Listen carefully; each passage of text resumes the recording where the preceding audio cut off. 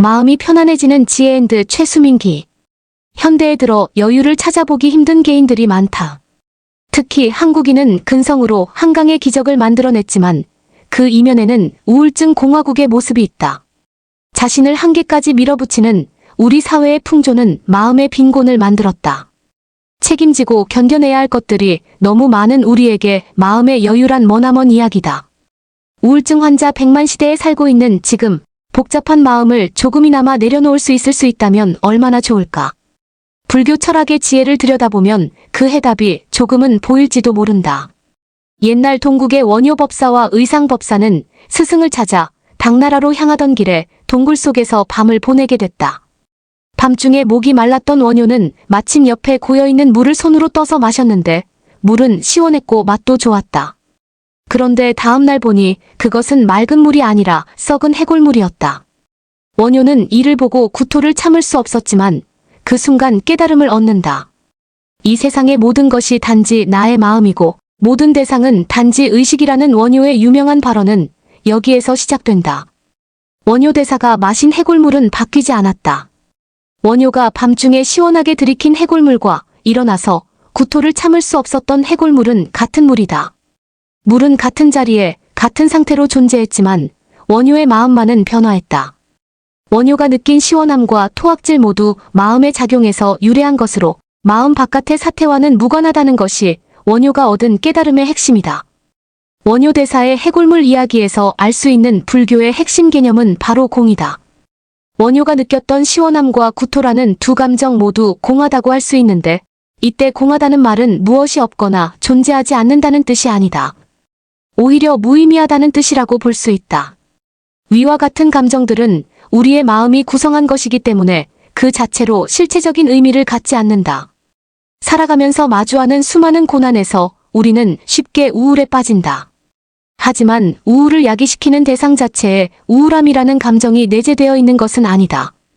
원효가 말했듯 어떤 대상에 대해 아름답다 혹은 추하다 여기는 나의 마음만 존재할 뿐 그 대상에게는 아름다움과 추함이 있지 않다. 우리가 느끼는 고통은 결국 우리의 마음속에서 생겨난다. 불교에서는 모든 고통의 원인이 집착이라고 말한다. 그리고 모든 집착을 제거해 고통이 소멸된 열반의 경지를 지향한다. 원효의 이야기는 결국 집착에서 벗어나는 깨달음과 연결되고 있다. 이러한 불교의 가르침은 현대인에게 자신이 집착의 연속 속에 살아가고 있음을 자각하게 해준다. 후회 가득한 과거와 불안하기만 한 미래 때문에 지금을 망치지 마세요. 오늘을 살아가세요. 드라마 눈이 부시게의 대사다. 앞서 말한 불교의 가르침과도 굉장히 닮아 있다. 고정된 것 하나 없이 모든 게 변화하는 세상에서 한순간의 감정에만 매몰되지 말고 주어진 현재를 살아가는 것. 불교 철학이 주는 가장 중요한 메시지다. 인간적이라는 것 앤드 최진석 서강대 철학과 명예교수 새말새 몸짓 이사장. 인간적이라는 말을 따져보자. 그러려면 가장 밑바탕에서 인간이 어떤 존재인지를 먼저 해명해야 할 것이다. 누가 뭐래도 인간은 가장 근본적인 의미에서 문명을 건설하는 존재이다. 인간을 이보다 더 근본적인 차원에서 설명할 수 있다면 누구든지 말해보기 바란다. 불가능할 것이다. 호모 에렉투스 호모 이아리시티우스, 호모 파베르 호모 페이버, 호모 폴리티쿠스 호모 POLITICUS, 호모 루덴스 호모 LUDENS 등도 모두 문명을 건설하는 활동들의 특징을 잡아 규정되었다. 그렇다면 인간은 뭘 가지고 문명을 건설하는가? 생각이다. 우주선도 생각의 결과이고 칫솔도 생각의 결과이며 민주주의, 사회주의, 철학, 과학 어느 것도 생각의 결과로 태어나지 않은 것이 없다. 문명을 건설하면서 사는 사람은 생각하고 문명을 수입해서 사는 사람은 생각하지 않는다. 생각이 있느냐 없느냐가 문명적인 삶의 높낮이를 결정하는 잣대이다. 생각은 말이나 문자나 숫자나 음표로 표현되므로 문명은 말이나 문자나 숫자나 음표로 조직되어 있다는 것을 받아들이지 않을 수 없다. 그래서 문명을 읽는 높은 시선을 가진 사람은 말이나 문자나 음표나 숫자를 다루는데 능숙하다. 이것들이 효율성을 극대화할 수 있도록 질서와 체계를 갖추면 우리는 그것을 지식이라고 한다. 여기서 또 지식의 생산자인가 수입자인가로 문명의 주도권을 갖느냐 못 갖느냐가 결정된다. 문명에서 주도권을 굳이 가지려고 할 필요가 있느냐고 다소 경박하게 말할 수도 있다. 그렇다면 덜 주체적이고 덜 독립적이며 덜 자유스러운 삶도 자기 삶으로 받아들여야 한다. 아크유로 살아도 괜찮다고 말해야 한다. 인간은 문명을 건설하는 존재. 그 문명은 신뢰를 통해 유지돼. 그 신뢰는 염치가 있어야 지켜져. 양심, 염치, 수치심을 먼저 배워야. 여기서 한 걸음 더 들어갈 필요가 있다. 문명이 말이나 문자나 숫자나 음표로 조직되어 있다면 문명의 확실성이나 경고성은 무엇이 지켜주는가? 어차피 이것들은 신이 내려준 것이 아니라 우리끼리 그것을 지키자고 한 약속의 체계이므로 약속을 지키는 것은 가장 기초적인 의무가 된다. 약속을 지키는 것은 이제 선택의 문제가 아니라 자신이 인간으로 존재하는 이유가 되는 정도로 절대적이다. 이처럼 문명의 경고성을 지켜주는 것은 신뢰이다. 신뢰는 문명의 주춧돌이다. 춘추전국 시대를 평정하고 소위 천하를 통일한 진나라는 당시 시대가 요구하는 개혁을 성공시킴으로써 나라의 효율성을 극대화하여 국력을 키웠다. 천하를 통일할 힘을 가지게 한 근원적인 힘은 무엇이었을까? 바로 상황이란 재상이 출현하여 진나라 전체의 신뢰의 기풍을 회복한 것이었다. 진나라에게 패배하여 천하통일의 제물이 되었던 다른 나라들도 개혁을 시행하였지만 성공하지 못했다. 제도나 정책의 숨구멍이 신뢰임을 아는 능력이 없었기 때문이다. 사실 화폐제도, 정당제도, 교육제도, 법률제도, 의회제도 등등도 문명의 한 형태인 이상 모두 신뢰제도이며 신뢰가 지켜져야만 유지될 수 있다. 신뢰가 무너지는 것과 동시에 문명은 길을 잃는다. 그렇다면 신뢰를 지키게 하는 가장 근본적인 강제력은 또 무엇일까? 제도일까? 규정일까? 이익일까? 모두 제한적인 역할만 할 수 있을 뿐이다. 외부적인 그것들이 아니라 내부적인 염치이다. 염치는 신뢰를 안타까운 마음으로 어루만지는 매우 민감한 자각 능력이다. 수치심을 느끼고 부끄러움을 아는 것이다. 염치를 모르거나 부끄러움을 느끼는 민감성이 없으면 제도나 법은 어느 정도의 세력만 갖추면 얼마든지 멋대로 이용할 수 있다. 우리는 이런 경우를 이미 많이 봤다. 진영의 이념을 지키기 위해서 자신을 인간으로 살게 하는 힘이자 문명의 지킴이인 염치를 포기한다면 격을 갖춘 인간으로 자신을 지켜내기 어렵다. 자신을 지키는 일에 실패하는 데 머물지 않고 사회의 진보를 뒤틀고 막아버린다. 검찰개혁 문제로 온 나라가 시끄러울 때 어느 국회의원이 위장 탈당을 해서 안건조정위 위원 숫자를 억지로 맞춰 당론을 관철한 사례가 있었다. 제도를 지켜주는 울타리인 신뢰를 무너뜨렸다. 우리는 여전히 이것을 정의라고 공개적으로 칭송하는 사람들이 적지 않은 수준을 살고 있다.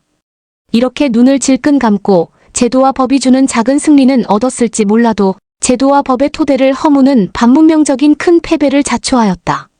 진영의 노예가 되어 염치를 아는 더듬이가 부러져서 향원으로 전락한 결과다. 이렇게 되면 무엇이 부끄러운 일이고 무엇이 명예로운 일인지 알 길이 없으니 정치는 조타수 없는 배와 다를 바 없게 된다. 정치가 그러하면 나라가 그렇게 된다. 왜 지식인들이 쉽게 부패하는가? 왜 창의적 기풍이 더딘가? 왜 정치가 줄곧 실패하는가? 왜 진영에 갇혀 꼼짝 못하는가? 왜 천박해지고도 당당한가? 무슨 일을 하든지 간에 사전에 먼저 배웠어야 할 것을 배우지 못했기 때문이다. 양심, 염치, 수치심 등과 같은 인간적인 것들이다. 이런 보물들이 담긴 상자가 바로 생각하는 능력이다. 인생 짧다. 잠시 멈춰서서 하늘을 올려다보며 인간적으로 살다가는 일에 대해 다시 생각해보자. 103세 철학교수의 참 이상한 철학 앤드 손석춘 칼럼니스트 철학자. 100세 넘게 살며 글 쓰고 강연 다니면 축하할 일이다. 다만 그 글과 말이 편향되거나 사실과 다른 억지를 편다면 그 반대다. 김영석 명예교수가 대선 전국에서 낡은 색깔론을 펴며 선거에 개입할 때 우려를 전했다. 101세 철학자의 끝모를 흑백 논리 21년 9월 20일 충정으로 권해도 소용없기에 그 뒤 침묵했다. 그런데 최근 일주일새 두 편을 기고한 칼럼은 충격적이다. 중앙일보 칼럼 20대 일본 유학서 깨달은 것 왜 열심히 일해야 하나. 3월 31일과 동아일보 칼럼 과거의 연장으로는 국가적 후진성 극복 못한다. 4월 7일이 그것이다. 중앙일보 칼럼에서 그는 일본 유학에서 뼈저리게 느낀 것은 저렇게 열심히 일하는 국민이기에 게으른 우리 민족을 지배하고 살았구나 하는 죄책감이었다고 썼다. 그는 당시 우리 민족은 너무 나태했다고 단언한다.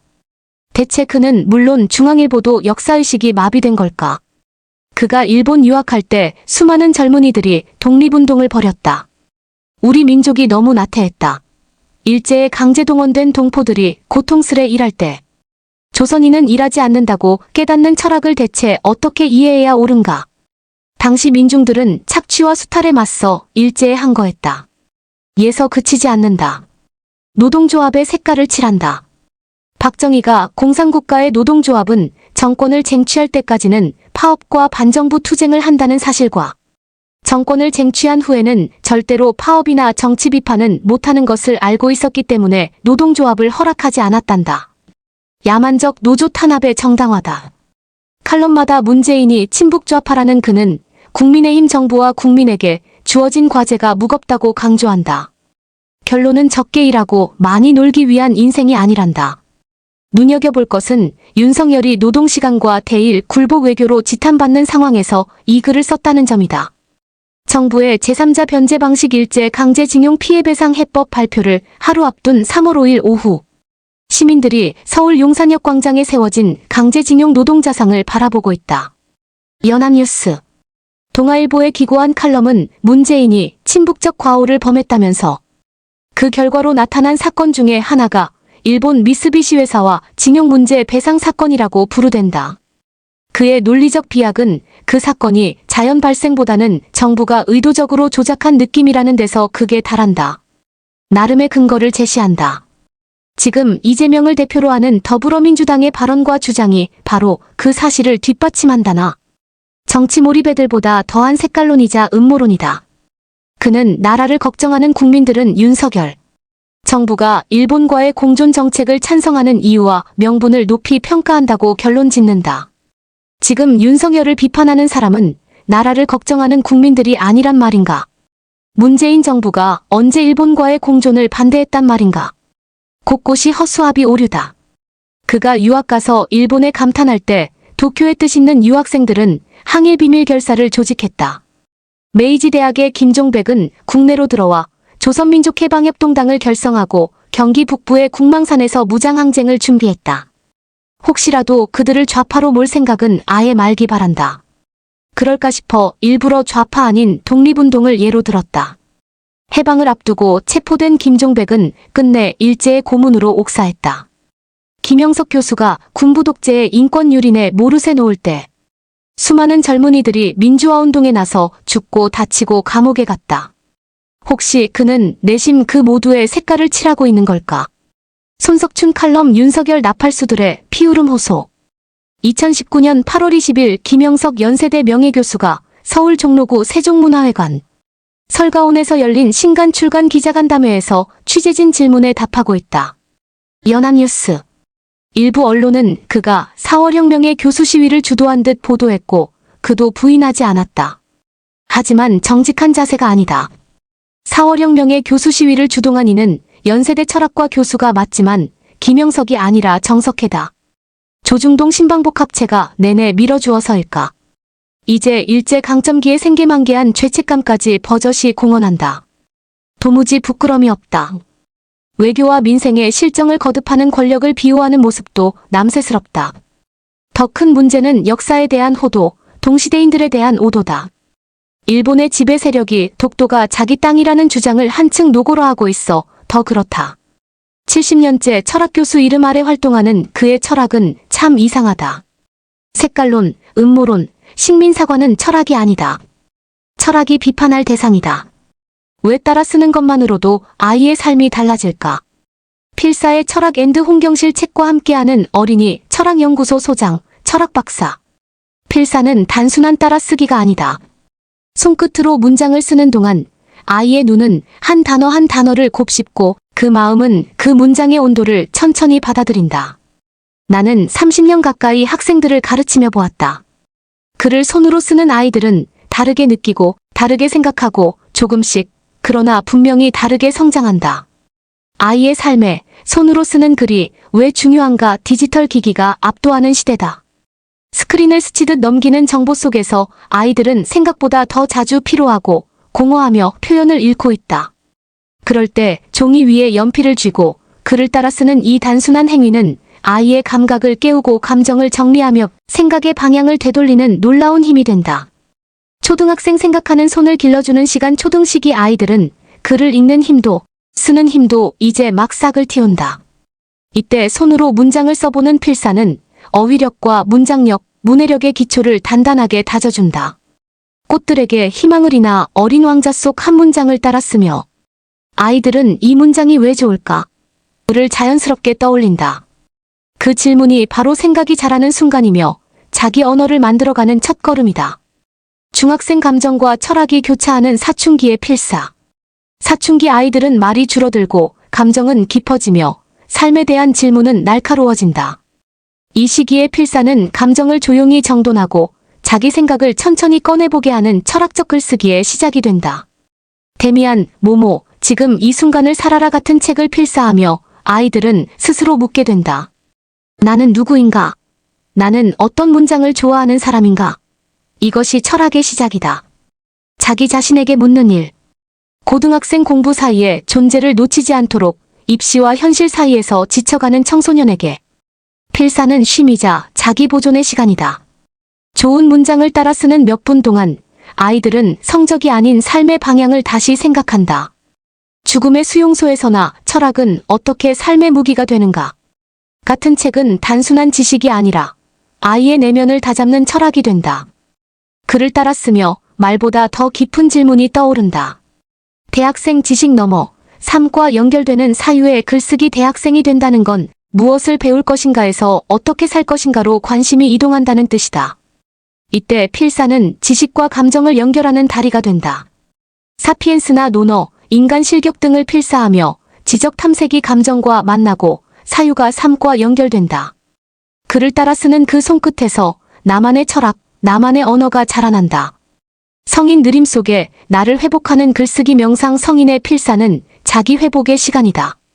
말없이 흘려보낸 하루 속에 좋은 문장 하나를 천천히 써보는 것만으로도 감정이 정리되고 생각이 맑아지며 존재가 다시 중심에 선다. 성경, 명상록, 윤동주 시집 같은 글을 필사하면 말보다 깊은 언어가 내 안에 머물게 된다. 철학자의 결론. 필사는 존재를 지키는 예술이다. 글을 따라 쓴다는 것은 단지 베껴 쓰는 것이 아니다. 그건 나 아닌 누군가의 언어를 내 안에 들이고 내 손으로 느끼고 내 삶과 마주 앉는 일이다. 우리는 쓰는 만큼 기억하고 쓰는 만큼 정리되며 쓰는 만큼 나 자신과 가까워진다. 그리고 그 작은 쓰기의 반복이 아이들을, 청소년을, 우리를 더 깊고 단단한 존재로 만든다. 필사는 단순한 공부가 아니라 존재를 지키는 느린 철학이다. 오늘도 당신만의 문장을 한 줄 써보시길 권한다.